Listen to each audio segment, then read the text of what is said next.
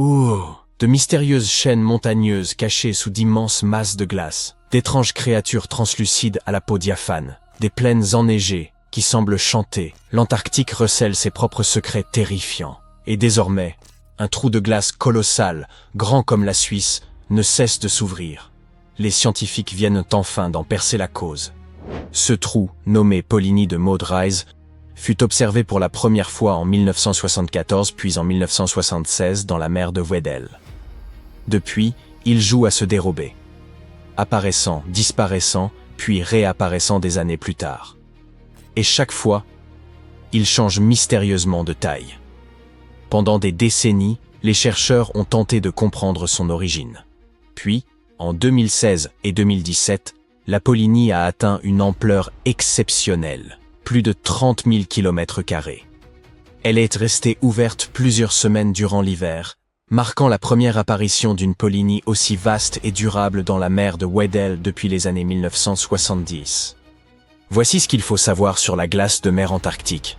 En été, elle atteint son minimum, environ 2590 000 km², ce qui, oui, est considéré comme peu. En hiver, elle s'étend jusqu'à 10 130 000 km², couvrant près de 4% de la surface terrestre d'étranges plaques blanches. La majorité se forme pendant la longue nuit polaire sur les plateformes de glace flottantes entourant le continent.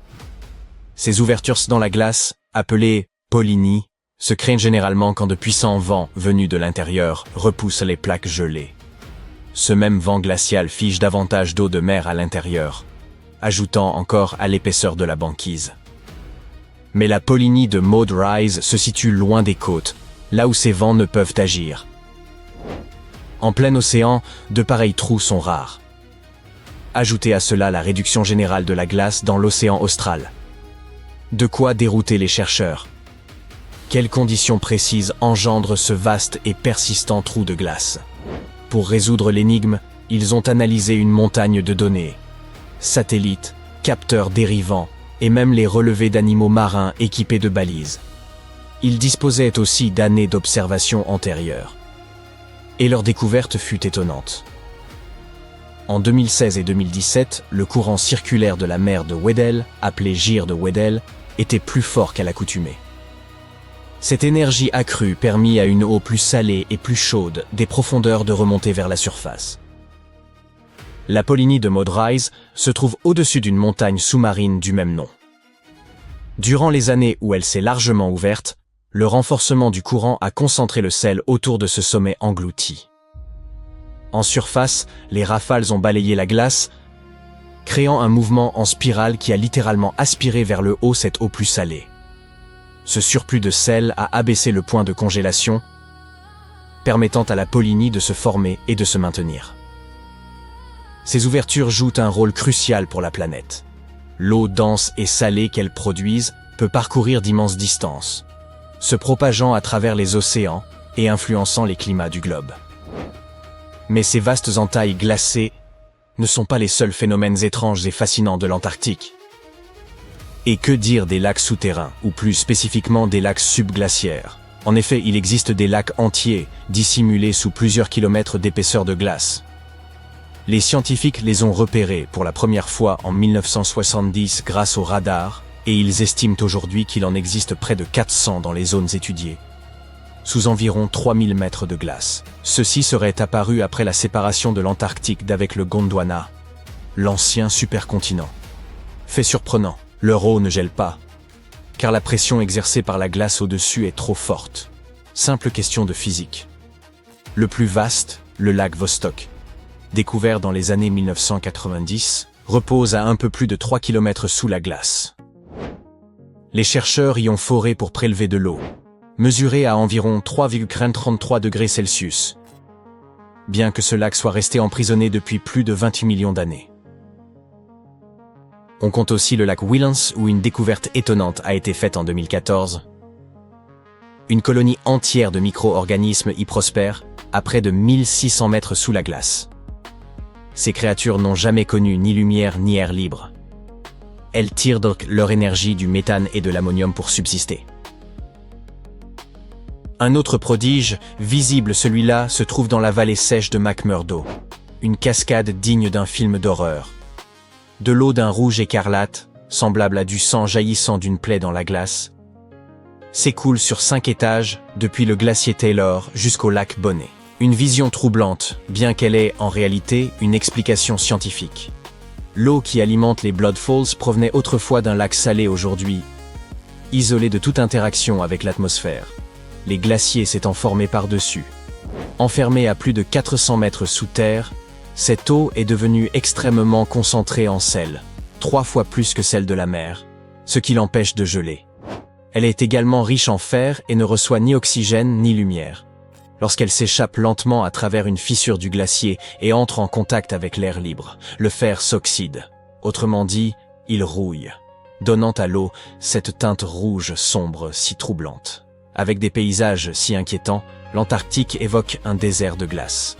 Des températures polaires, des précipitations quasi inexistantes et des vents capables de vous renverser. C'est d'ailleurs là qu'a été relevée la température la plus basse jamais enregistrée sur Terre. 89,2 degrés Celsius. Pourtant, malgré ces conditions extrêmes, le continent abrite une faune aussi étrange que fascinante. Longtemps, les scientifiques ont cru que rien ne pouvait subsister sous une telle épaisseur de glace. Ils se trompaient lourdement. Une étonnante diversité d'êtres vivants s'y est adaptée.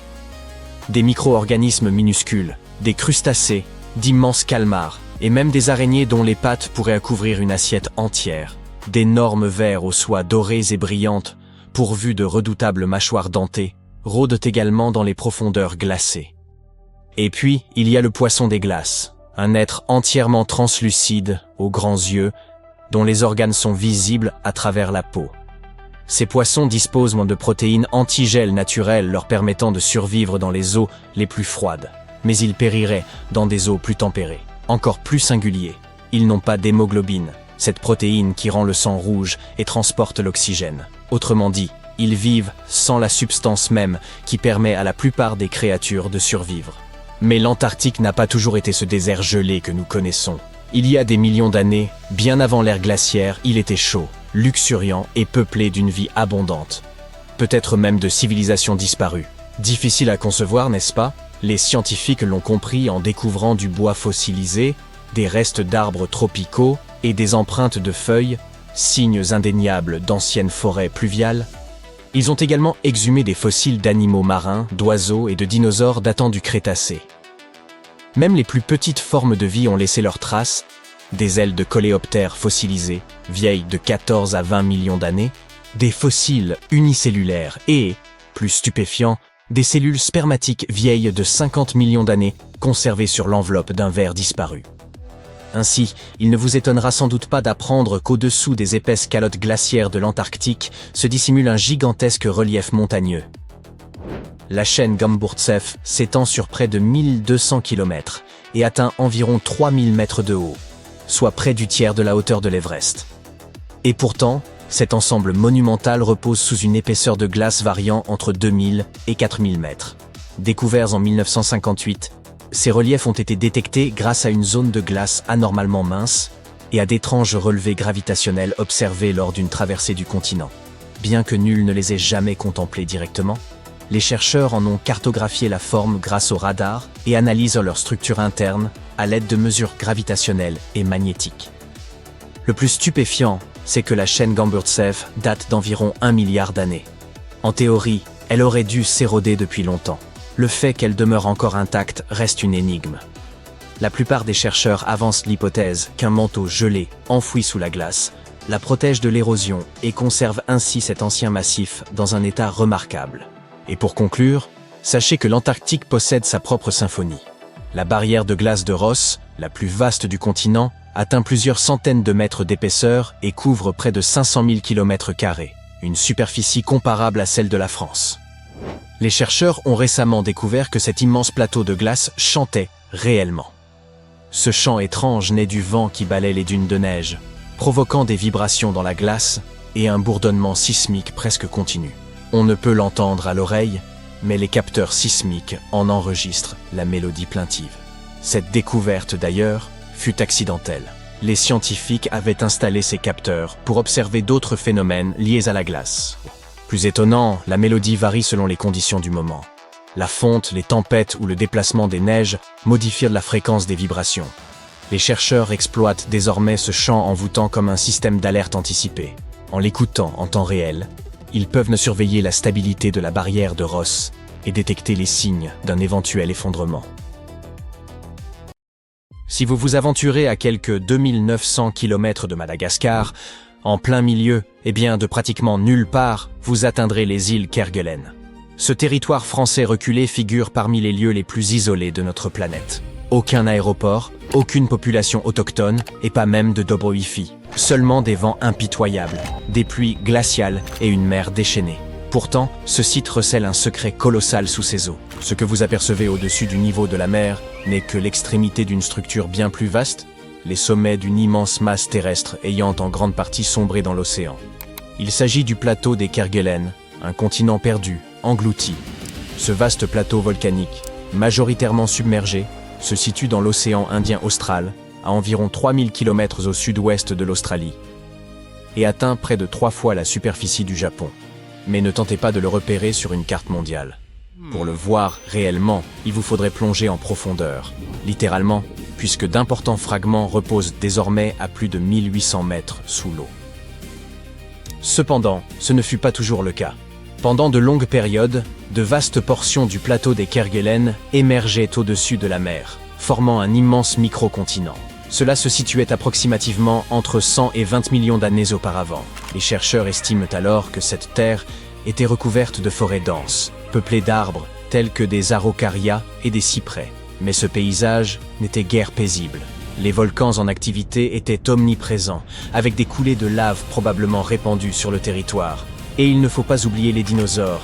Des indices montrent que des lézards et des dinosaures y ont vécu, probablement de petites espèces, et non les plus gigantesques et redoutables. Une autre hypothèse fascinante avance que le plateau des Kerguelen aurait jadis servi de long pont terrestre reliant l'Antarctique à l'Inde. Cette idée a longtemps été tenue pour vraie, mais des recherches plus récentes tendent à la contredire. Même à cette époque, de vastes étendues d'eau libre séparaient encore ces masses continentales. Quoi qu'il en soit, aujourd'hui, les arbres ont disparu et les volcans anciens reposent silencieux sous les eaux. Vous vous demandez peut-être comment ce fragment de continent a-t-il sombré et pratiquement disparu. Nous y reviendrons sous peu. Mais il nous faut d'abord répondre à une question essentielle. Comment le plateau des Kerguelen s'est-il formé en premier lieu? L'histoire débute il y a environ 130 millions d'années. À cette époque, la Terre abritait Gondwana, un supercontinent gigantesque englobant ce qui constitue aujourd'hui l'Amérique du Sud, l'Afrique, l'Inde, l'Australie et l'Antarctique. Mais avec le temps, il commença à se fragmenter. Et lors de cette dislocation longue et dramatique, qui se déroula sur plusieurs millions d'années, naquit le plateau des Kerguelen. Sa formation est essentiellement due à ce que l'on nomme le point chaud de Kerguelen, une zone profonde de la Terre, où des roches fondues et brûlantes remontent lentement vers la surface. Voyez cela comme un chalumeau souterrain constant, faisant fondre la roche au même endroit pendant de très longues périodes. Et même si ce point chaud demeure fixe, la croûte terrestre se déplace au-dessus de lui. Ainsi, à mesure que le plancher océanique dérivait sur le point chaud de Kerguelen, d'immenses quantités de roches en fusion s'épanchaient, se refroidissaient et s'accumulaient, couche après couche. Sur environ 30 millions d'années, ce processus engendra un massif de roches volcaniques sur le fond océanique. Au pic de ces éruptions, il se déversait chaque année approximativement 18 à 20 cm de lave, l'équivalent de suffisamment de matière pour remplir environ 184 000 piscines olympiques, si tant est qu'il y en eût autant. Progressivement, cette pile volcanique continua de croître, toujours plus vaste, toujours plus élevée, jusqu'à émerger enfin au-dessus du niveau de la mer et former le plateau des Kerguelen. Mais alors, un phénomène étrange survint. Au cours des 20 derniers millions d'années, cette masse terrestre commença à s'enfoncer, lentement mais inexorablement. Aujourd'hui, la majorité de sa surface repose entre 1000 et 2000 mètres sous le niveau de la mer. Seules quelques zones ont réussi à rester émergées, dont les îles Kerguelen, ce territoire français mentionné plus tôt, et les îles McDonald, relevant de l'Australie. Mais comment le reste a-t-il sombré? Les continents ne finissent pas submergés comme s'ils coulaient soudainement comme des pierres. Ce processus résulte plutôt du lent pliement, étirement et déplacement de la surface terrestre sur de très longues périodes. L'enveloppe extérieure de la planète se divise en vastes morceaux, les plaques tectoniques, qui flottent sur une couche de roches plus chaude et malléable, le manteau. Lorsqu'un continent se trouve étiré de part en part par des forces internes, sa croûte s'amincit et s'affaisse progressivement. Et lorsque cette descente se produit, l'océan n'envahit pas le territoire d'un seul coup. L'eau de mer s'écoule lentement, inondant d'abord les zones les plus basses et transformant la terre sèche en mer peu profonde. Entre-temps, la roche sous-jacente refroidit, et lorsqu'elle se contracte, elle s'affaisse, entraînant la surface à descendre encore davantage. Parallèlement, les sédiments continuent de s'accumuler, presque comme de lourdes couvertures, ajoutant un poids supplémentaire et enfonçant progressivement la croûte. C'est essentiellement ce qui est arrivé au plateau des Kerguelen. Certaines parties émergeaient autrefois, et abritaient même des forêts. Mais le poids colossal du basalte, conjugué au déplacement des plaques tectoniques, les a lentement replongées dans les profondeurs océaniques. Au final, seules les plus hautes crêtes volcaniques sont restées émergées, celles que nous voyons aujourd'hui sous la forme d'îles. Maintenant, voici une question majeure. Si la plus grande partie est immergée, peut-on encore parler de continent? D'une certaine manière, oui. Depuis les années 70, les chercheurs le décrivent même comme un microcontinent. Cela s'explique par le fait que ce qui distingue un continent d'un bassin océanique n'est pas sa position au-dessus de l'eau, mais la nature de la croûte qui le compose. La Terre possède essentiellement deux principaux types de croûtes, la romaine et la napolitaine. Ah non, ça c'est la pâte à pizza. Je voulais dire la croûte continentale et la croûte océanique. Les continents sont constitués de croûtes continentales, plus épaisses, plus légères et généralement beaucoup plus anciennes, ce qui l'a fait s'élever et former des terres émergées. Sa composition est aussi plus proche du granit, issu d'un magma qui se refroidit lentement en profondeur avant de se solidifier. La croûte océanique, en revanche, compose le plancher des océans. Elle est plus mince, plus dense et beaucoup plus jeune, ce qui la maintient sous l'eau, et elle est principalement formée de basalte, issu de la fusion des roches du manteau terrestre remontant à la surface. C'est ici que le plateau des Kerguelen devient véritablement fascinant. Même si la région est presque entièrement submergée, il ne s'agit pas d'un simple fond océanique ordinaire. Bien que constitué d'énormes quantités de basalte, il ne se comporte pas comme une croûte océanique classique. L'accumulation de ce basalte sur des millions d'années a considérablement épaissi la croûte locale. De plus, elle renferme des fragments de croûte continentale issus de la dislocation de Gondwana. C'est donc essentiellement pour cette raison que le plateau des Kerguelen est considéré comme un continent. Mais vous ne trouverez pas le plateau des Kerguelen classé parmi les principaux continents de la Terre, à l'instar de l'Europe ou de l'Afrique. Et, pour être franc, c'est surtout parce que cela compliquerait inutilement les choses. Beaucoup ignorent que la manière dont nous définissons les continents repose davantage sur les conventions que sur une règle scientifique rigoureuse. En effet, si nous commencions à enseigner que le plateau des Kerguelen constitue un continent, il faudrait également réévaluer un grand nombre d'autres régions, telles que la Zélandia, ce vaste fragment de croûte continentale, presque entièrement submergé en Océanie. Et la liste ne s'arrête pas là. La Béringie, le Doggerland, la Mauritia, le Sahul ou le Sunda sont autant de territoires ayant été autrefois émergés ou formés de croûtes continentales, mais désormais partiellement immergés. Imaginez que l'on commence à qualifier toutes ces régions de continents. La Terre passerait alors de 6 continents à 10, 12, peut-être davantage. La confusion serait totale. C'est pourquoi le plateau des Kerguelen est généralement présenté comme un micro-continent ou un continent submergé, et non comme un continent à part entière, et certainement pas comme un incontinent. Cela ne diminue en rien son intérêt. Aujourd'hui encore, cette région demeure volcanique. Le rythme des éruptions a considérablement diminué au fil du temps et reste relativement faible depuis, mais le système continue d'opérer. Et c'est déjà remarquable, car une telle activité ne dure habituellement qu'1 à 5 millions d'années. Ainsi, en quelque sorte, le plateau des Kerguelen se comporte comme l'un des systèmes de supervolcans les plus durables sur Terre, et son activité n'est pas prête de s'arrêter.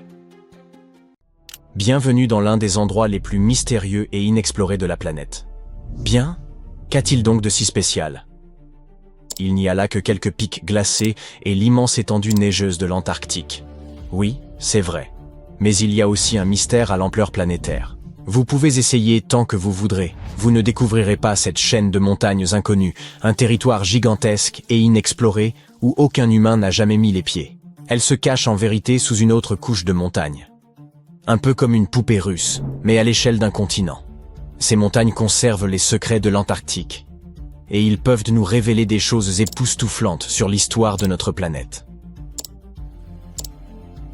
Cet immense territoire porte le nom de chaîne Gamburtsev. La couche de glace qui se trouve au-dessus la préserve des phénomènes naturels et de l'action humaine. C'est comme une terre à l'intérieur d'une autre terre. Et elle cache bien plus que des montagnes. On y trouve des vallées, des collines et des plaines. Cette région est similaire aux Alpes, mais malheureusement, nous ne pouvons pas profiter de sa vue. Ces montagnes furent découvertes pour la première fois en 1958 à l'aide d'instruments sismologiques. Plus d'un demi-siècle s'est écoulé depuis. Pourtant, elles restent l'un des objets tectoniques les moins étudiés sur Terre. Pourquoi? À cause de la glace. Il y a énormément de glace. Qui sait, peut-être d'ancestraux artefacts inconnus, y sont-ils enfouis? Et pourquoi pas une ville secrète ou des vaisseaux spatiaux? C'est peu probable, bien sûr. Mais ce serait tout de même intéressant d'aller y jeter un œil. Imaginez des centaines ou même des milliers de kilomètres de terre restés inchangés pendant des centaines de millions d'années. Même si on n'y trouve pas de nouvelles espèces d'animaux ou les vestiges d'une ancienne civilisation, cet endroit a tout de même forcément une histoire. L'histoire de la formation des continents de notre planète. Et les scientifiques ont déjà compris une partie de cette histoire. Ces montagnes enfouies d'Antarctique étaient à l'origine des montagnes ordinaires, mais à la suite d'un événement d'une ampleur inédite, elles se sont simplement... Attendez une minute. Vous êtes-vous déjà demandé comment les chaînes de montagnes se forment? Nous les voyons dans la vie réelle, dans les films, sur Internet, nous les escaladons. Mais comment ont-elles vu le jour? Les montagnes n'ont pourtant pas toujours existé sous cette forme. Elles sont apparues à la suite d'une collision à grande échelle de plaques tectoniques. Deux énormes blocs super solides se déplacent l'un vers l'autre, puis s'écrasent, et boum! Des milliards de tonnes de croûte terrestre commencent à l'élever, à se mélanger et à former des reliefs et des gorges. Et le processus peut durer des millions d'années. Oui, c'est une catastrophe, mais une catastrophe extrêmement lente. Certaines plaques tectoniques sont à ce jour encore prises dans ce processus. Par exemple, l'Himalaya continue de croître, car les plaques indiennes et eurasiennes continuent de s'emboutir. Et ça a commencé il y a environ 50 millions d'années. La chaîne Gamburtsev sous la glace a vécu un événement similaire, seulement ça date d'il y a plus longtemps. Un article du journal Earth and Planetary Science Letters indique qu'elle est apparue lors de la formation du supercontinent Gondwana. Deux immenses morceaux de terre étaient séparés par un océan sans limite. Mais un jour, il y a environ 700 millions d'années, ils sont entrés en collision et ont formé le Gondwana. Ce supercontinent comprenait les territoires de l'Afrique moderne, de l'Amérique du Sud, de l'Australie, de l'Inde et de l'Antarctique. Ces gigantesques morceaux se sont emboutis et ont libéré tout un flot de roches chaudes, partiellement en fusion. Et tout cela a grandi et grandi, formant des montagnes. La température de ces montagnes a augmenté, leur masse s'est accrue, et à un certain moment, le Gondwana est devenu instable. Le supercontinent a commencé à s'effondrer sous son propre poids. Les roches brûlantes sous la surface ont commencé à s'écouler latéralement à la suite d'un processus qui porte le nom d'étalement gravitationnel. Ce fut comme quand vous pressez un tube de dentifrice. Sauf que là, il s'agissait de milliards de tonnes de roches ardentes. Ces antiques montagnes d'Antarctique sont apparues précisément au cours de cet événement catastrophique. Vous venez de visionner la simulation d'événements planétaires qui se sont produits il y a des centaines de millions d'années. C'est bien sûr très intéressant, mais comment les scientifiques ont-ils pu tout reconstituer? Comment ont-ils pu savoir qu'une telle chose avait eu lieu? Si la chaîne Gamburtsev enfouie sous la glace est l'un des lieux les plus inexplorés au monde, comment les chercheurs ont-ils pu découvrir son origine? La réponse est simple. De minuscules particules de roche nous ont renseigné sur l'évolution du paysage de la planète. Il s'agit des zircons, et les scientifiques les qualifient de véritables capsules temporelles. Ce minéral est très résistant face aux influences mécaniques et chimiques. Il est difficile à écraser. Il n'est pas affecté par l'érosion, et il ne se dissout pas dans l'eau. Et il contient de l'uranium. Cet élément chimique indique l'âge de la roche aux scientifiques. En effet, l'uranium se décompose toujours en plomb à un taux constant. Les chercheurs peuvent donc examiner les quantités d'uranium et de plomb et déterminer l'âge des minéraux avec une grande précision. Si cela vous semble un peu compliqué, voici un exemple simple. Imaginez que chaque chaîne de montagne soit une horloge qui se met à compter le temps à partir du moment de sa formation, c'est-à-dire après la collision des plaques tectoniques. Après la formation de la roche, l'uranium commence sa lente désintégration. Plus le temps passe, plus l'uranium se transforme en plomb. Le taux de cette désintégration est toujours le même. Cette désintégration peut durer des milliards d'années.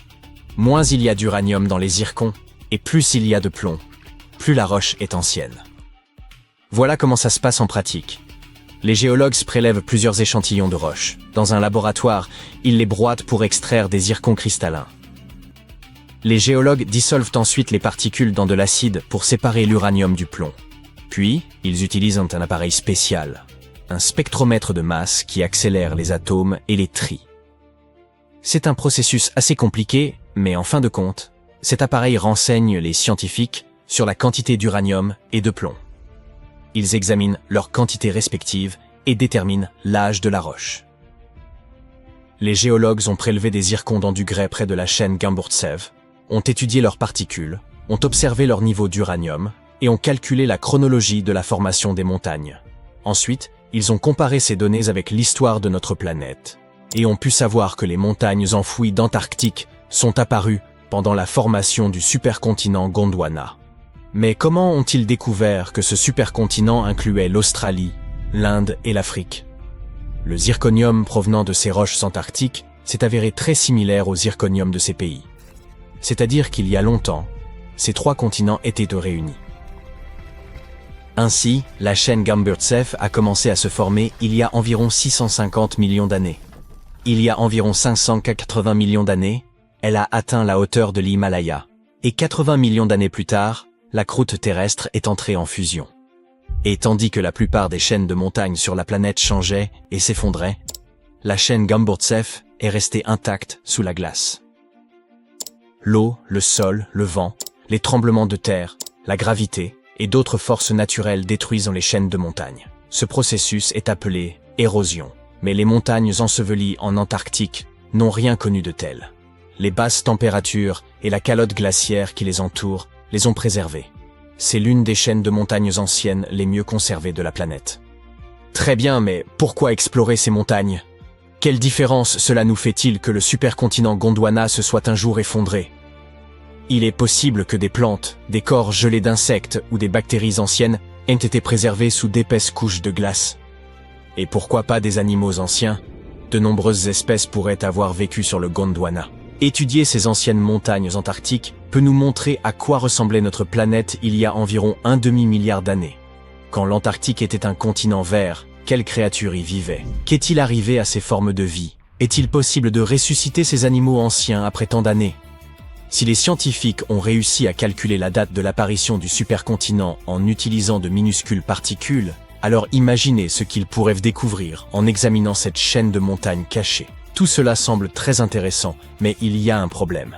Pour extraire un petit morceau de ce monde inconnu, il vous faudrait percer au travers d'immenses couches de glace. Il vous faudrait acheminer des équipements extrêmement lourds vers l'un des continents les plus inaccessibles au monde, construire des stations, obtenir une source d'énergie et mener des recherches à grande échelle.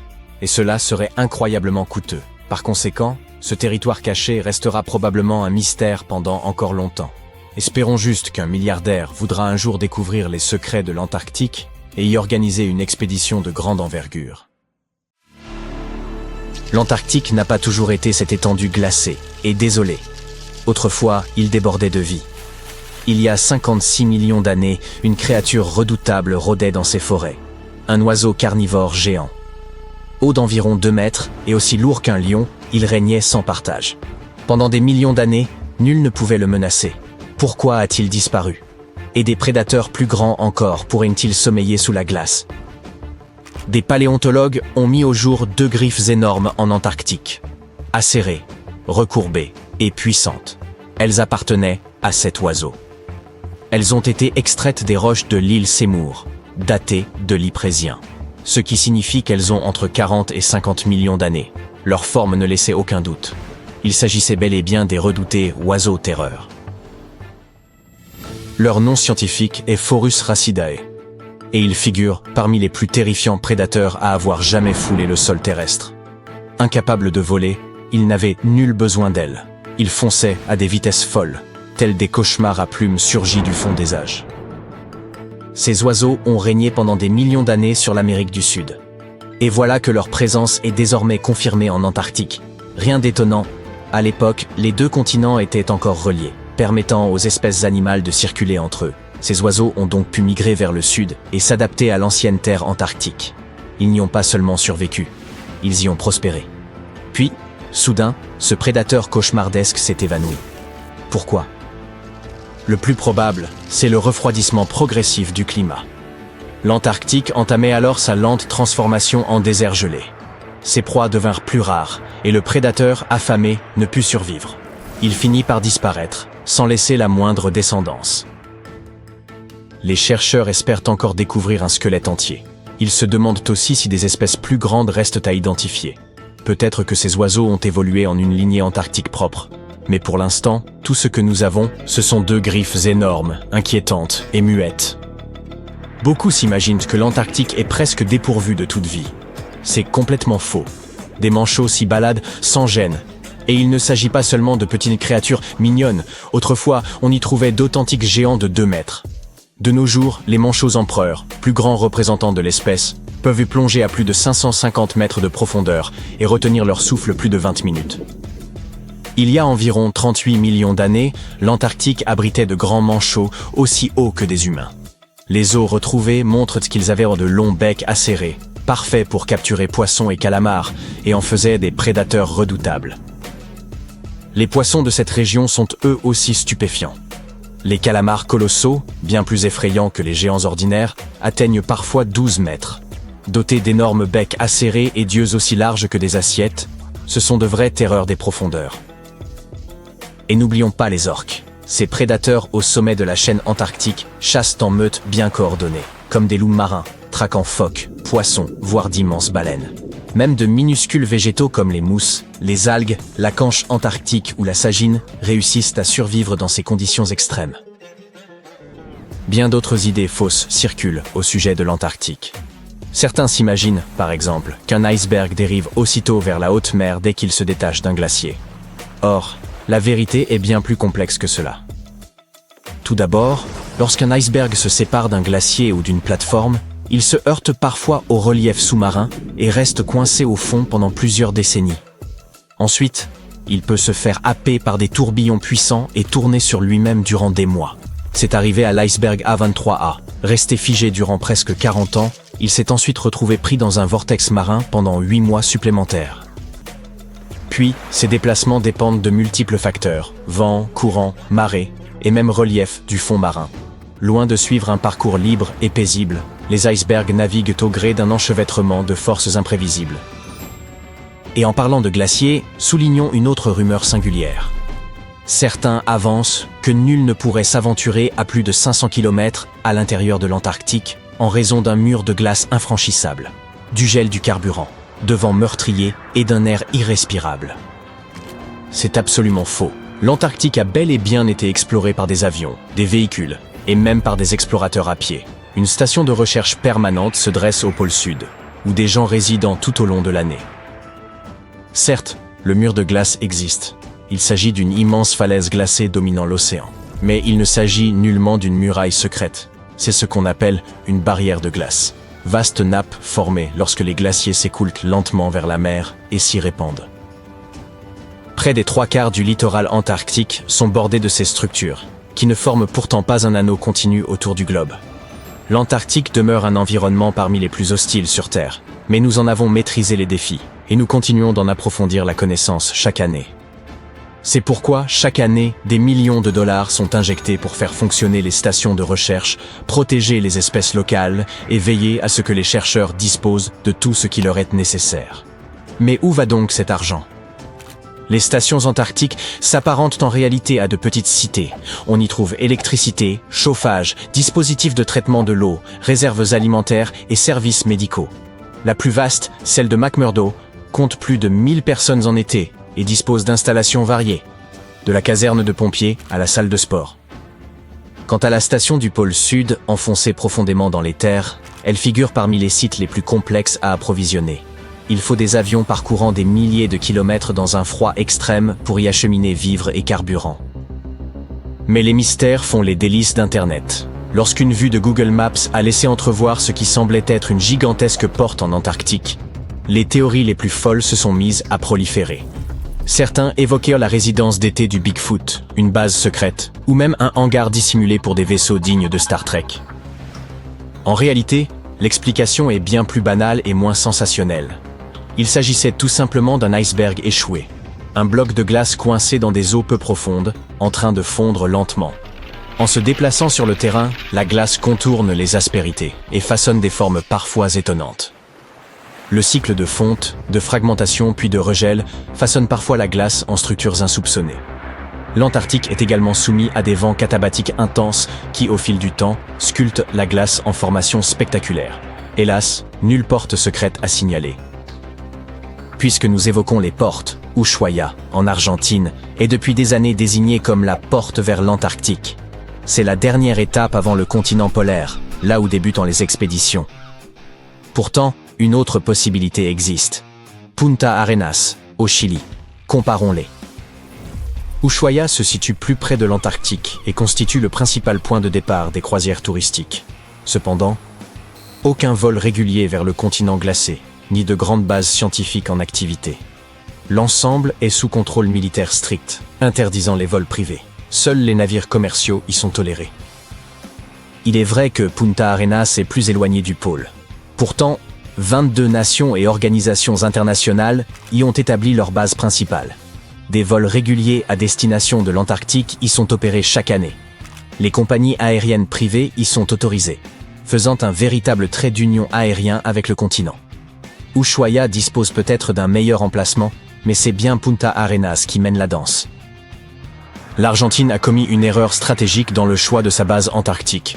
Au lieu d'implanter une structure simple et accessible au niveau de la mer, elle a opté pour la base Marambio, perchée en haute altitude, sur un terrain escarpé, inaccessible par voie terrestre.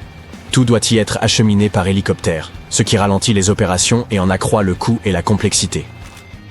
Pendant un demi-siècle, l'Argentine est restée inflexible sur cette décision, tandis que le Chili développait des installations efficaces et méthodiquement conçues, que tout le monde utilise aujourd'hui.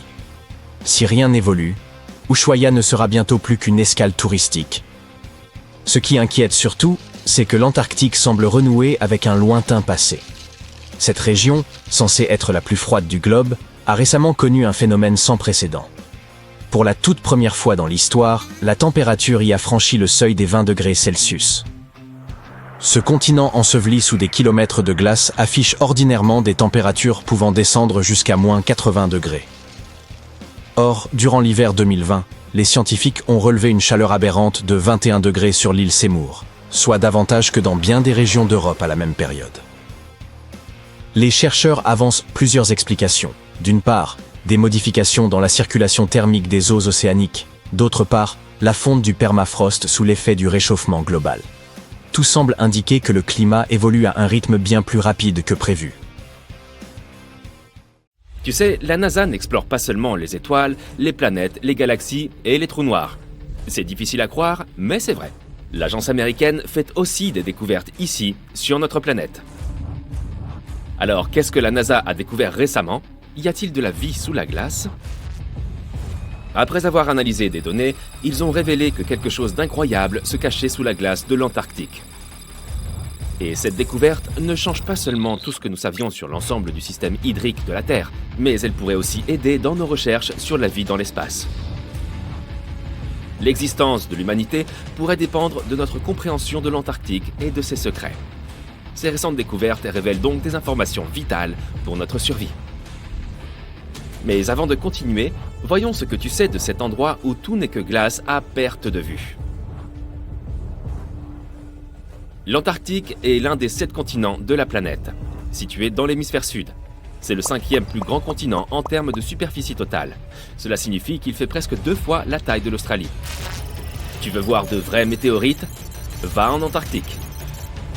Grâce à son climat sec, l'Antarctique est l'un des meilleurs endroits au monde pour observer l'espace. Mais ce qui est encore mieux, c'est que tu peux trouver des météorites dans la surface blanche du continent. Les scientifiques ont déjà extrait environ 45 000 météorites de la glace. Et ils pensent en avoir détecté au moins 300 000 autres. Comme il n'y a pas beaucoup de roches sur ce continent, il est assez facile pour eux de les repérer grâce à leur couleur sombre. L'environnement sec et désertique de l'Antarctique favorise aussi leur préservation, même celles qui sont tombées sur Terre il y a plus d'1 million d'années. Et peux-tu imaginer une activité volcanique en Antarctique? Difficilement. Pourtant, c'est bien l'endroit où le feu rencontre la glace. C'est en Antarctique occidentale que l'activité volcanique est la plus importante. Les scientifiques ont récemment découvert qu'il existe 138 volcans rien que dans cette partie du territoire. Eh oui! Tu crois probablement qu'il fait toujours très froid en Antarctique, mais non. Ces régions côtières peuvent atteindre une température de 10 degrés Celsius. Mais t'es-tu déjà demandé à quoi ressemblerait l'Antarctique s'il n'y avait pas de glace? Cela peut sembler inimaginable maintenant, mais ce continent n'a pas toujours été recouvert de glace. D'accord, c'était il y a 34 millions d'années. Donc jusqu'à présent, personne ne pouvait savoir à quoi ressemblerait sa surface sans la glace. Mais la NASA a remédié à cela. Ils ont créé des simulations informatiques et ont dressé la carte la plus précise du continent à ce jour. Et ce qu'ils y ont vu est incroyable. Le continent n'est pas du tout plat comme on le croyait auparavant. Il est plutôt bosselé avec des vallées, des plaines ondulées et de hautes montagnes. Mais ce n'est rien à côté de ce qu'ils ont découvert sous la glace de l'Antarctique. Alors, qu'est-ce que c'est? Roulement de tambour, s'il vous plaît. La NASA a trouvé 2 nouveaux lacs subglaciaires. Et ce qui est encore plus cool, c'est qu'ils ont repéré ces lacs depuis l'espace. Comment est-ce possible? Si ta réponse est grâce à des satellites high-tech, alors tu as raison. En 2003, la NASA a lancé un satellite appelé IceSat, qui a mesuré la masse de la calotte glaciaire et la hauteur des nuages et des aérosols. Le satellite a aussi permis de créer cette carte de l'Antarctique sans glace. En 2010, l'Agence spatiale européenne a lancé un deuxième satellite, Cryosat 2. Son objectif, suivre les changements d'épaisseur de la glace. Puis, en 2018, la NASA en a lancé un troisième, IceSat 2, pour prendre la relève d'IceSat. Il a mesuré l'élévation de la calotte glaciaire et l'épaisseur de la glace de mer. Il s'agissait du laser d'observation de la Terre le plus avancé de la NASA. Il a fourni des données de la plus haute précision. Et lorsque ces données ont été combinées avec celles des autres satellites, il a été possible de repérer ces 2 nouveaux lacs près de 2 autres de plus grande taille. Mais d'abord, comment est-il possible que ces lacs existent? L'épaisseur moyenne de la plupart des glaces de l'Antarctique est d'environ 1,9 km. Cependant, elle peut atteindre plus de 2,8 km d'épaisseur à certains endroits, surtout en hiver. On pourrait donc se dire qu'il n'y a rien en dessous. Mais la science nous dit le contraire. Ce n'est pas vraiment visible à l'œil nu. Pourtant, la glace du continent s'écoule lentement, mais constamment, et ce dans différentes directions sous la pression de sa propre masse. Mais pendant de nombreuses années, les scientifiques ne comprenaient pas comment l'eau se déplaçait. Cela a commencé à changer en 2007, lorsque les données recueillies par l'IceSat ont permis de comprendre ce qui se cache sous la surface. Ils ont découvert pour la première fois un réseau de lacs d'eau de fonte, tous connectés sous les courants de glace rapide de l'Antarctique. Et il y en avait des centaines. La glaciologue Hélène Amanda Fricker de la Scripps Institution of Oceanography a émis l'hypothèse que les changements d'élévation mesurés par l'IceSat se produisaient en raison de la dynamique de ces lacs. Ils ne retenaient pas l'eau de fonte de façon statique. Au lieu de cela, ils se remplissaient et se vidaient continuellement au fil du temps grâce à un système de canaux. Et au fur et à mesure, la glace au-dessus se soulevait et s'effondrait. Mais où allait toute cette eau? Dans l'océan, bien sûr. Et il s'en écoule beaucoup. Une étude récente, coécrite par Fricker, a révélé que l'écoulement des eaux d'un lac déverse pas moins de 750 milliards de litres dans l'océan en seulement 3 jours. D'innombrables mystères concernant les phénomènes naturels attendent encore d'être résolus. Mais la découverte de ces 2 nouveaux lacs donne aux scientifiques une meilleure idée de la vitesse à laquelle la calotte glaciaire de l'Antarctique se modifie à mesure que le climat se réchauffe, ainsi que de la façon dont cela affecte les courants océaniques et l'élévation du niveau de la mer. Le cycle de remplissage et d'écoulement des lacs provoque également des fissures et des crevasses sur la couche de glace. Les informations que les chercheurs trouveront dans ces nouveaux lacs leur permettront donc de mieux comprendre ce qui se passe à la surface de la glace. Ils pourront aussi évaluer comment ce système de remplissage et d'écoulement influence la vitesse à laquelle la glace glisse dans les océans et les mers. Et cela signifie qu'ils pourront évaluer comment l'eau douce ajoutée peut modifier les écosystèmes marins. Cette découverte peut également nous permettre de savoir si la vie existe sous la glace. Génial! Les scientifiques ont foré à environ 1068 mètres dans la glace et ont découvert que les échantillons d'eau prélevés dans l'un des lacs contenaient environ 10 000 cellules bactériennes par millilitre. Un nombre aussi élevé de vie bactérienne est un bon signe, car cela signifie que les eaux glacées pourraient aussi abriter ces formes de vie plus développées, comme des micro-animaux. Et l'un de ces nouveaux lacs pourrait même être l'endroit où ils vivent. Mais le plus fascinant, c'est que ces nouveaux lacs pourraient les aider à comprendre si la vie est possible sur d'autres planètes. Les scientifiques pensent que la vie sous la surface gelée de la planète Mars, s'il y en a, pourrait correspondre au modèle observé dans les lacs de l'Antarctique. Il est donc possible qu'ils trouvent de nouvelles informations cruciales sur le type de vie qui a pu exister sur la planète rouge. Mais les hivers y sont plutôt rudes. La température la plus basse sur Terre est de moins 89,2 degrés Celsius. En 2010, la température est même tombée à moins 93,2 degrés Celsius. Et le ressenti de ce froid est bien pire en raison des vents forts et secs. Savais-tu que la superficie de la glace de l'Antarctique change aussi tout au long de l'année? Elle fait environ 3 millions de kilomètres carrés en été. Mais en hiver, elle atteint 19 millions de kilomètres carrés. Pourtant, malgré ces changements, elle reste le plus grand morceau de glace existant sur Terre. Désolé l'Arctique, c'était bien tenté. Tu as déjà vu des manchots? Eh bien, ces animaux sont les maîtres des lieux, car il n'y a pas de peuple indigène en Antarctique. C'est un no man's land, et aucun pays ne le possède. Sa véritable population est constituée de 5 espèces différentes de manchots, de phoques et d'orques. Malgré les conditions difficiles sur ce continent, tu peux aller y pêcher en touriste et y faire des recherches. Environ 5000 personnes résident sur le continent pendant l'été dans des stations de recherche. Mais quand l'hiver arrive, ce nombre diminue bien entendu, jusqu'à un petit millier. Enfin, la couche de glace de l'Antarctique représente 70% des réserves en eau douce de la planète. Imagine ce qui se passerait si elle fondait. Le niveau des mers, partout dans le monde, augmenterait de près de 60 mètres. Qui n'a pas rêvé un jour de franchir le cercle polaire pour en admirer les merveilles naturelles, des ours polaires gambadant sur la banquise aux aurores boréales ondoyant dans le ciel? Eh bien, désolé de te l'apprendre, mais l'Antarctique, pour sa part, n'est pas prête de recevoir des touristes. Pourquoi, me diras-tu? Plongeons dans le vif du sujet. Tout d'abord, où se trouve l'Antarctique? Il se situe dans l'hémisphère sud, plus précisément au pôle. L'océan austral l'entoure et la majeure partie du continent est recouverte de glace, ce qui en fait l'un des endroits les plus isolés et les plus froids de la planète. As-tu déjà rencontré quelqu'un qui ait visité l'Antarctique? Probablement pas. C'est l'un des endroits les moins visités du globe et seule une poignée d'explorateurs chanceux ont pu découvrir l'intérieur du continent, qui est principalement constitué de glaciers et autres champs de glace. Mais crois-moi, la faune et les paysages y sont extraordinaires. Pourquoi ne nous rendrions-nous pas en Antarctique? Tout d'abord, l'environnement y repose sur un équilibre incroyablement fragile et peut être facilement endommagé. De plus, il n'y a pas de population humaine autochtone sur le continent, de sorte que votre voyage reviendrait à visiter une immense île déserte. N'oublions pas non plus que c'est l'une des destinations les plus chères. Malgré tout, l'Antarctique n'est pas exactement gardé comme une forteresse, mais il est régi par un accord international, le traité sur l'Antarctique. Ce dernier a été négocié afin d'empêcher toute activité indésirable sur le continent et interdit certaines formes de tests effectués par les États membres. Mais la principale raison pour laquelle nous ne pouvons pas entrer comme ça dans l'Antarctique est que l'écosystème y est fragile et doit être protégé. Le traité stipule que l'Antarctique ne doit être exploité qu'à des fins pacifiques et qu'il doit être exempt de toute activité humaine susceptible de nuire à l'environnement. Les scientifiques n'ont pas fini d'en apprendre sur l'écosystème unique du continent, et notre activité ou nos machines pourraient perturber l'équilibre délicat qui y règne.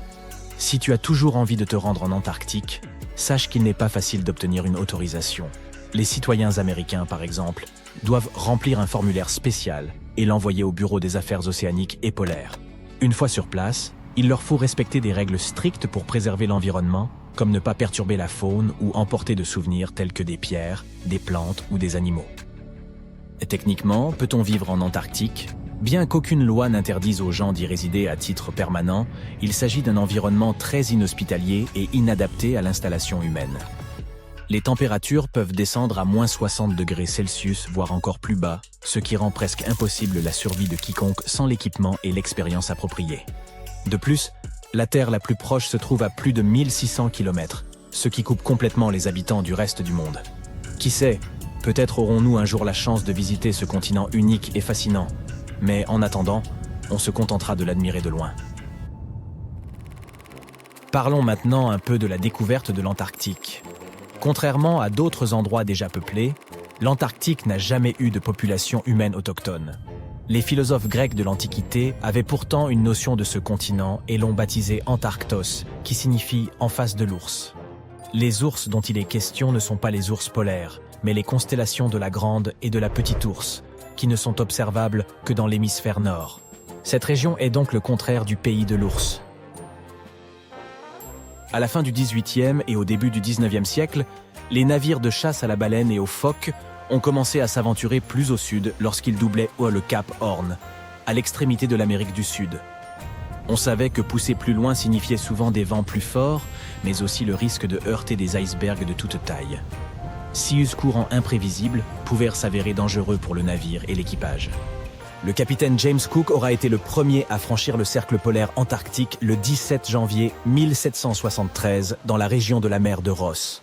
Il a atteint un point plus au sud un an plus tard, et bien qu'il n'ait pas vu la Terre, l'a approché de moins de 80 km et a aperçu des dépôts rocheux retenus par des icebergs, indiquant qu'il existait bien une Terre plus au sud. Il est généralement admis que la première observation de l'Antarctique a eu lieu en janvier 1820, lors du voyage de 2 navires commandés par le capitaine Fabian Gottlieb von Bellingshausen et CE, dans le cadre d'une expédition de 2 ans autour du monde à la recherche de nouvelles terres. Les navires du capitaine auraient été les premiers à avoir franchi le cercle antarctique depuis Cook. Le premier débarquement incontesté en Antarctique n'a eu lieu que bien plus tard, le 24 janvier 1895, au Cap Adar, lors d'une escale d'un baleinier commandé par Henrik Bull et judicieusement nommé Antarctique. Un petit canot avec 6, ou peut-être 7, hommes à bord s'est alors contenté de ramer jusqu'au rivage par temps calme. Tu ne le croiras peut-être pas, mais l'Antarctique est en fait un désert. Avec toute cette glace, on pourrait penser qu'il s'agit d'un paysage de conte de Noël, avec des batailles de boules de neige et du chocolat chaud toute la journée. Lorsqu'on pense à un désert, on imagine plutôt des chameaux, des cactus et des gens qui font des pieds et des mains pour trouver de l'eau. Mais en Antarctique, c'est une toute autre histoire. La difficulté n'est pas de trouver de l'eau, mais de trouver quelque chose qui ne soit pas recouvert de glace. Les précipitations moyennes y ont été d'un peu plus de 10 mm au cours des 30 dernières années. Ça ne représente que quelques gouttes de pluie par rapport aux averses que nous connaissons. Techniquement, ce ne sont donc pas les dunes ou la chaleur torride qui font un désert. C'est l'absence de précipitation. Mais ne t'inquiète pas, si tu te perds en Antarctique, tu n'auras pas à craindre d'avoir soif. Veille simplement à emporter une veste et des moufles, car il fait assez froid pour te transformer en sorbet. Non seulement l'Antarctique est l'un des endroits les plus secs de la planète, mais c'est aussi le plus froid, le plus venteux et l'un des plus élevés. Par ailleurs, les manchots et les chercheurs de l'Antarctique ont parfois bien du mal lorsqu'il s'agit de se repérer dans le temps. En effet, contrairement à ceux qui se passent sur le reste de cette grande planète bleue, il n'y a pas de fuseau horaire en Antarctique. Toutes les lignes de longitude se rejoignent en un seul point au pôle sud, ce qui complique quelque peu la tâche lorsqu'il s'agit de déterminer l'heure qu'il est vraiment. Tu te dis peut-être, mais comment les scientifiques et les chercheurs font-ils pour garder la notion du temps là-bas? Bonne question. Ils s'en tiennent généralement au fuseau horaire du pays d'où ils sont partis. Cependant, avec des stations du monde entier réparties sur le continent, les choses peuvent vite devenir un peu bizarres. Imagine que tu essayes de te coordonner avec les pays voisins sans les réveiller accidentellement au milieu de la nuit. On pourrait penser que peu de choses peuvent survivre dans un endroit où la température est aussi basse, où le soleil pointe à peine et où le vent peut emporter aussi vite qu'un fétu de paille. Eh bien, comme dans de nombreux endroits sur Terre, la vie a également trouvé le moyen d'exister en Antarctique. Crois-le ou non, ce continent gelé est en pleine effervescence. Il abrite des milliards de krill qui attirent à leur tour de nombreux phoques et plus de manchots qu'il n'est possible d'en compter. Mais ne te fie pas à leur apparence mignonne et câline. Les manchots sont des nageurs hors pair, dont le corps fuselé rendrait jaloux les plus grands médaillés olympiques. Ils se rendent sur le rivage pour se reproduire et se rafraîchir, mais leur véritable talent consiste à se chipper des cailloux entre eux et à former des cercles mathématiquement précis pour conserver leur chaleur. L'Antarctique abrite également la plus grande espèce de manchot sur Terre. Il s'agit du manchot empereur. Certes, ces oiseaux sont bien incapables de voler, mais cela ne signifie pas qu'ils ne savent pas sauter. À vrai dire, certains d'entre eux peuvent effectuer des bonds de 3 mètres hors de l'eau.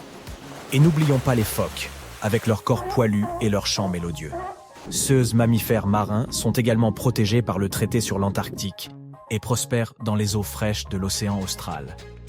Mais les véritables vedettes du spectacle sont les baleines. Pendant l'été antarctique, ces énormes créatures viennent en masse pour se repaître d'une abondance de krill. C'est un véritable buffet pour les baleines. Tout l'Internet est en effervescence à propos d'une découverte inhabituelle sur Google Maps en Antarctique.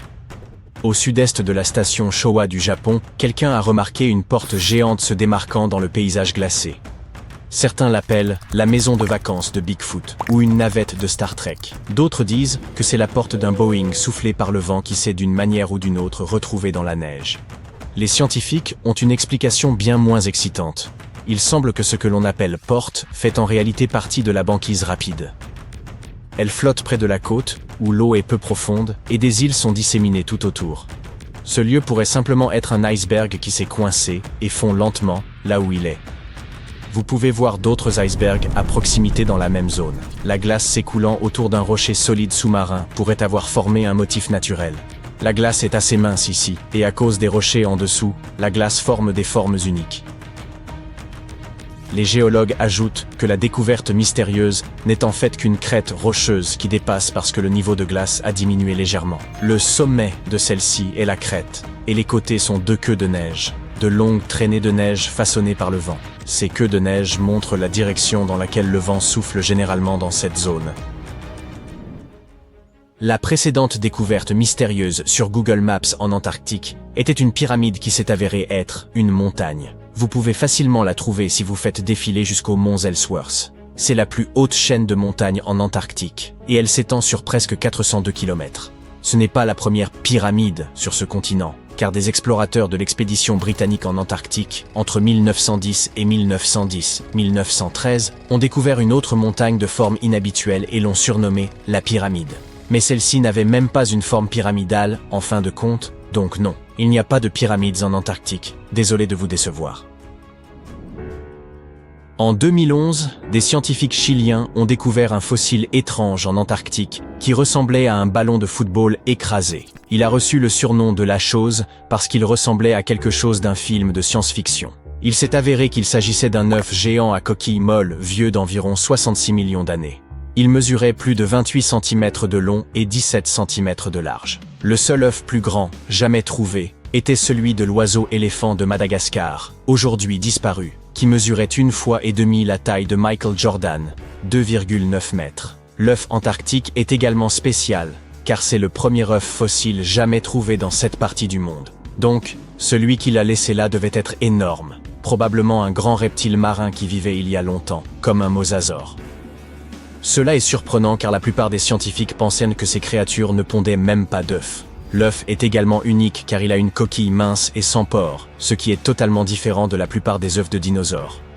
Les scientifiques ont fait beaucoup de recherches et étudié 259 types de reptiles vivants, comme les lézards et les serpents, et leurs œufs. À partir de cela, ils ont déterminé que la créature qui a pondu l'œuf mesurait probablement au moins 7 mètres de long, 1 fois et 1/5 la taille d'une girafe, sans compter sa queue. Pendant la période du Crétacé supérieur, de 100,5 millions d'années à 66 millions d'années, cette partie de l'Antarctique aurait pu servir de nurserie. Les paléontologues ont trouvé des os de petits mosasaures et plésiosaures dans la même région, ainsi que des os de ceux déjà adultes. Si vous avez déjà perdu votre pièce d'identité et que vous ne parvenez toujours pas à la retrouver, essayez de regarder sous la glace antarctique. Eh bien, du moins, cela a fonctionné pour un homme qui a retrouvé sa carte d'accès à la sécurité après 21 années. Rod Budd, un technicien étudiant la vie marine sur le fond marin antarctique, a repéré la carte alors qu'il plongeait dans un endroit appelé le Cap Evans. Rod a pensé qu'il pourrait s'agir d'une carte de crédit, alors il l'a mise dans sa poche et a continué de travailler. En regardant de plus près, il a réalisé qu'elle appartenait en fait à quelqu'un nommé David McCall. La carte est restée avec l'institut de recherche où travaillait Rod pendant 8 années supplémentaires, avant qu'il ne parvienne enfin à retrouver David. Il s'est avéré qu'il n'avait jamais été en Antarctique. En 2003, quelqu'un a cambriolé sa voiture à Wellington, en Nouvelle-Zélande, et ils ont jeté le contenu de sa mallette dans le port. Ainsi, la carte a parcouru plus de 3862 km en 13 ans. Il n'existe pas de courants océaniques qui se déplacent directement de Wellington au Cap Evans. Si la carte a traversé différents courants océaniques, le voyage aurait pris environ 1000 ans. Ainsi, elle s'est peut-être attachée à quelque chose d'autre qui pouvait flotter plus facilement, comme un morceau de débris ou une plante qui peut pousser sur des objets et les rendre flottants. Ou peut-être que la personne qui a pris la mallette de David était sur un bateau se rendant en Antarctique. Ou que la carte s'est d'une manière ou d'une autre collée au fond d'un bateau de recherche qui a fini par y aller.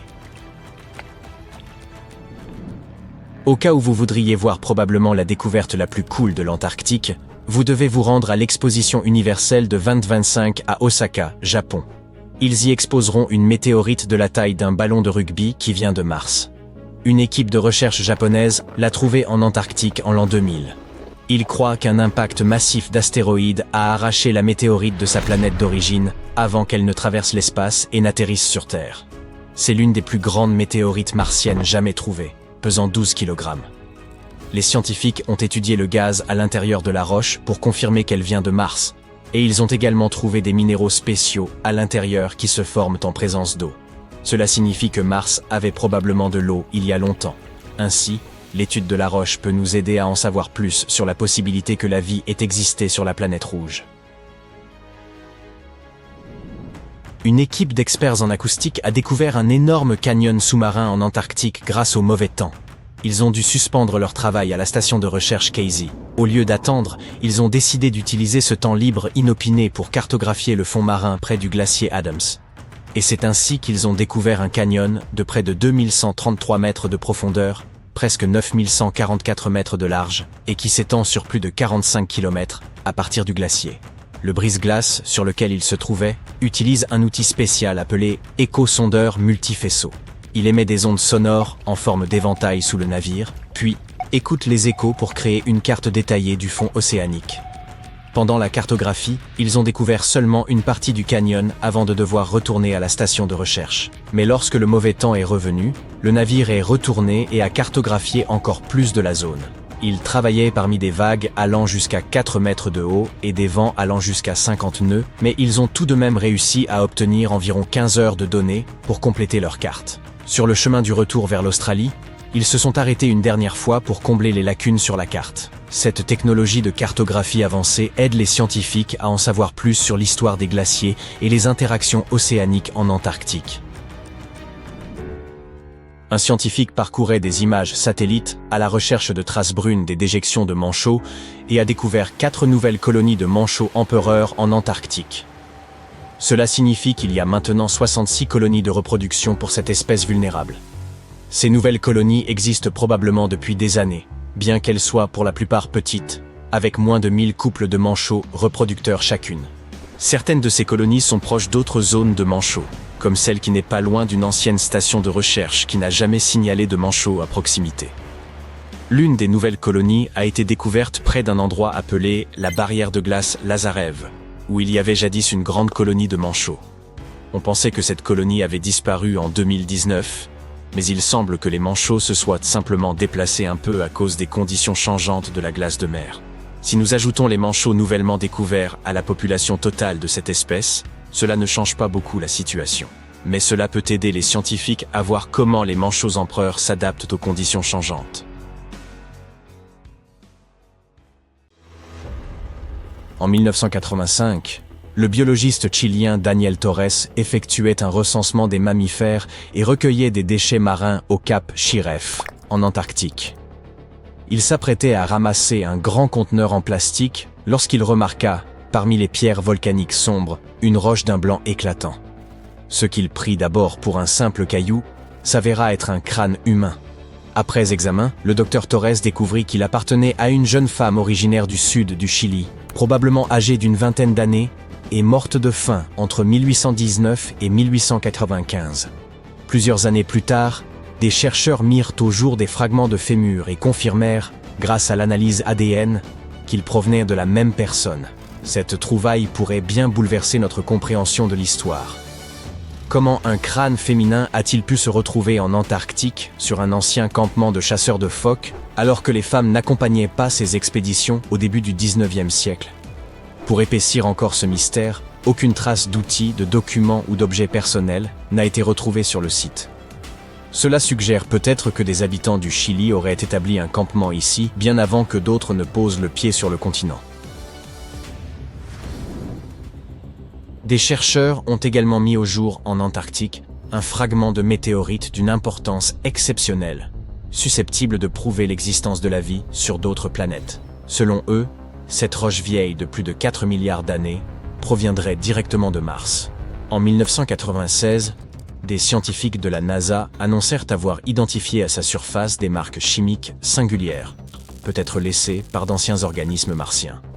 Cependant, cette hypothèse fut rapidement contestée. Des analyses ultérieures montrèrent que les composés riches en carbone qu'elle contenait n'étaient sans doute pas d'origine biologique. Jadis, alors que Mars était une planète bien plus humide, d'énormes roches spatiales y provoquèrent de violentes collisions, générant une chaleur extrême et remodelant son relief. La météorite antarctique aurait survécu à 2 de ces impacts avant qu'un troisième ne la propulse dans l'espace. Alors qu'elle se trouvait encore sur Mars, de l'eau s'infiltrait à travers de fines fissures de sa surface, laissant derrière elle de curieuses bulles de carbone que les scientifiques prirent d'abord pour les vestiges d'une vie ancienne. Les chercheurs récupèrent davantage de roches venues de l'espace en Antarctique que partout ailleurs sur la planète, mais on ne s'attend guère à y croiser une pyramide, n'est-ce pas? À vrai dire, cet objet n'en est pas une. Il s'agit simplement d'une montagne dont la forme évoque une pyramide. Vous pouvez d'ailleurs la localiser aisément sur Google Maps, dans la région des monts Ellsworth, la plus haute chaîne de montagnes du continent, qui s'étire sur près de 400 km. Les explorateurs de l'expédition antarctique britannique, menée entre 1911 et 1913, furent les premiers à remarquer cette montagne au profil singulier et la baptisèrent la pyramide. Au cours des 100 dernières années, beaucoup se sont demandé s'il pouvait réellement exister une pyramide en Antarctique et, le cas échéant, qui aurait pu l'ériger. Mais les scientifiques ont dissipé cet espoir glacial en expliquant qu'il n'y avait là rien d'extraordinaire. Il est tout à fait naturel qu'un pic rocheux émerge de la couche de glace. Ce relief et son voisin ne doivent leur forme pyramidale qu'à un simple hasard géologique.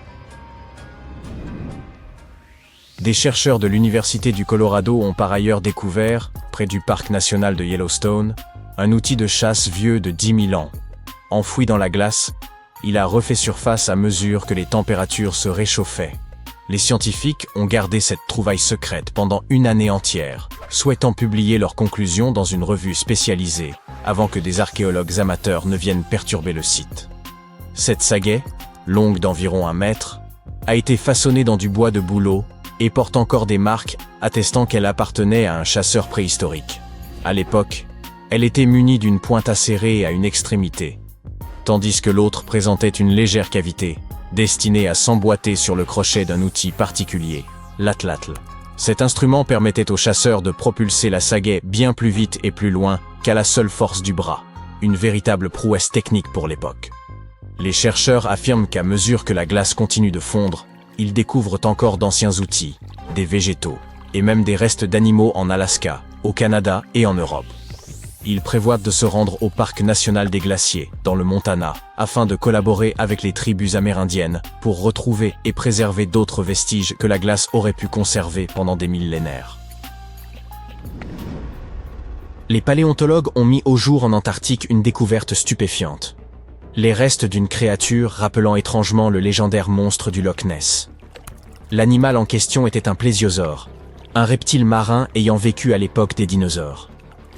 Cette imposante créature possédait 4 nageoires, un cou démesurément long et atteignait environ 11 mètres de la tête à la queue, soit la taille d'un grand poteau téléphonique.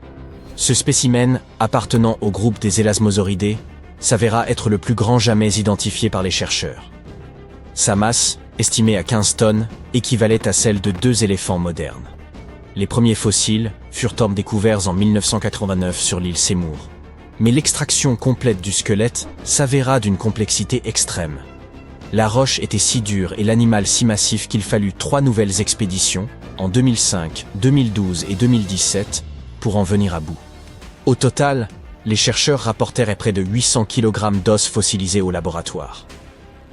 L'examen des vertèbres révéla qu'elles étaient soudées entre elles, signe que le plésiosaure était un adulte pleinement formé. Selon leurs analyses, il aurait vécu environ 30 000 ans avant l'extinction massive, qui mit fin au règne des dinosaures, survenu il y a 66 millions d'années. En mai 1845, le capitaine John Franklin quitta l'Angleterre à la tête de 133 hommes et de 2 navires, le HMS Erebus et le HMS Terror. Leur mission consistait à trouver le passage du Nord-Ouest, une route maritime destinée à relier plus rapidement l'Europe à l'Asie. Les derniers témoins de l'expédition furent les marins à bord de 2 baleiniers croisés en août de la même année. Ensuite, plus personne n'entendit jamais parler d'eux, et leur disparition demeura une énigme pendant près de 170 ans.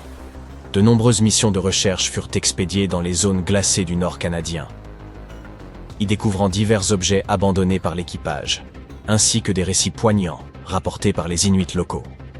En 1847, une note retrouvée sur l'île du Roi Guillaume, rédigée par un membre de l'expédition, indiquait que les 2 navires étaient prisonniers de la glace. Ce n'est qu'en 2014 que des scientifiques canadiens annoncèrent la découverte de l'épave de l'Erebus au fond de la baie Wilmot and Crampton. 2 ans plus tard, le Terror fut localisé à environ 72 km de là. Malgré le temps écoulé, les 2 bâtiments étaient remarquablement bien conservés. Les archéologues sous-marins examinèrent les cabines et rapportèrent des centaines d'artefacts, permettant enfin de reconstituer avec précision les derniers instants de la tragique expédition Franklin. Un randonneur en montagne fit une découverte singulière en Norvège, dans une zone surnommée Horse Ice Patch, lors de l'été 2019. Intrigué, il transmit aussitôt les coordonnées GPS et les photographies de l'objet à des chercheurs spécialisés dans l'étude de vestiges archéologiques préservés par la glace. Après avoir consulté les prévisions météorologiques, les archéologues comprirent qu'ils ne disposaient que d'une seule journée avant que la neige ne le recouvre définitivement. Ils se hâtèrent donc de récupérer cette sandale avant qu'elle ne disparaisse sous une nouvelle couche de glace, peut-être pour plusieurs années. La datation au radiocarbone révéla que cette chaussure remontait à environ 1700 ans. Outre cette sandale de l'âge du fer, les chercheurs mirent au jour d'autres artefacts, notamment du crottin de cheval figé datant de l'ère viking ainsi que des textiles. L'ensemble de ces trouvailles suggère qu'il existait jadis un ancien itinéraire à travers les montagnes, reliant l'intérieur des terres norvégiennes aux régions côtières.